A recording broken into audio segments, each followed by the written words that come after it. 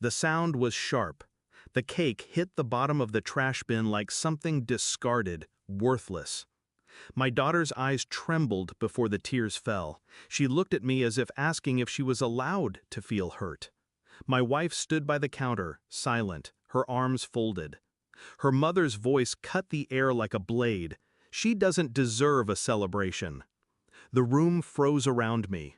I forced my hands still against the table. Rage wanted to climb into my throat, but I swallowed it back, pressing it into silence. My daughter blinked her tears away, lifted her tablet, and smiled. "Grandma, I made you a special video." She pressed play. The air shifted, the screen lit her face, and the sound of laughter, her laughter, filled the room. But beneath it was something else, a recording, muffled voices, my wife's, her mother's, words I wasn't supposed to hear. I leaned forward. "You should have told him. He thinks she's his. You're lucky she looks like you." The video ended. Silence stretched long enough to strangle us all. My wife's eyes darted to mine. Her mother's mouth stiffened.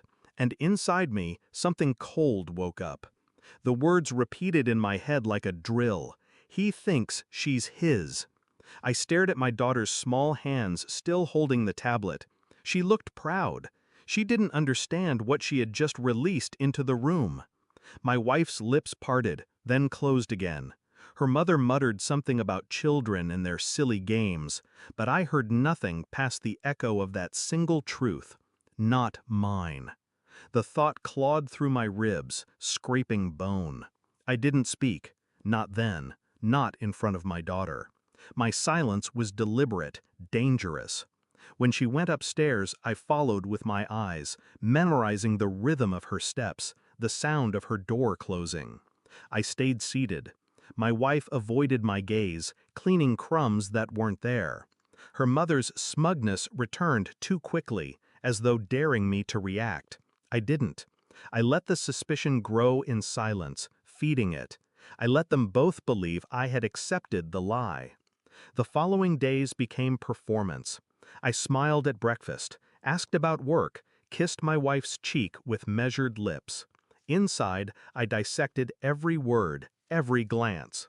At night, when they slept, I opened drawers, searched receipts, scrolled through call logs. I found nothing concrete, only shadows that pointed toward truth. Still, I wanted certainty. A toothbrush left at her office, a late-night text to a number she erased before morning. I memorized patterns, and then I made my move. A quiet swab, a hair left on the pillow, a sealed envelope mailed to a lab under a false name. Waiting was agony.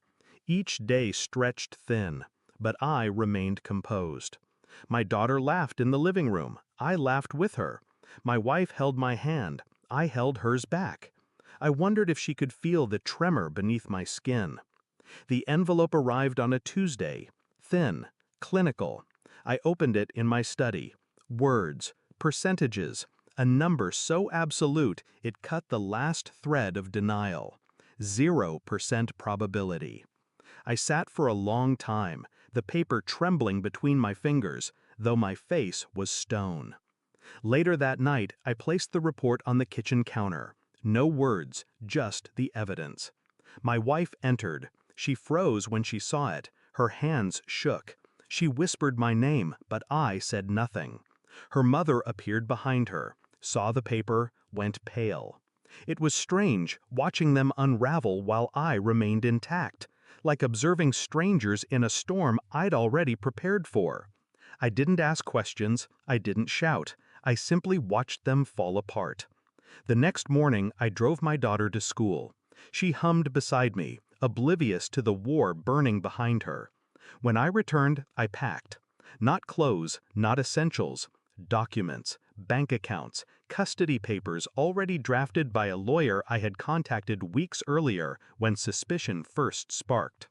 I left them on the dining table, neatly stacked, a silent weapon. When my wife came home, she saw them waiting. Her face collapsed. "This isn't fair," she whispered. "Fair?" My voice was low, controlled. You let me raise a child believing she was mine. That's not fairness, that's theft. Her mother tried to speak. I silenced her with a glance so sharp she stepped back. I didn't raise my voice. I didn't need to. The truth did the cutting. I left that night. My daughter was not of my blood, but she was still my world. The papers ensured she would stay with me. I didn't look back when I closed the door. Some lies rot slowly. Others collapse in a single strike. Hers collapsed. I felt no pity as I walked into the night air, the report still folded in my pocket. The numbers had ended everything. And as the door shut behind me, I realized something simple, brutal, and final. Love can be forged. Blood is irrelevant. But betrayal is permanent. Thanks for watching.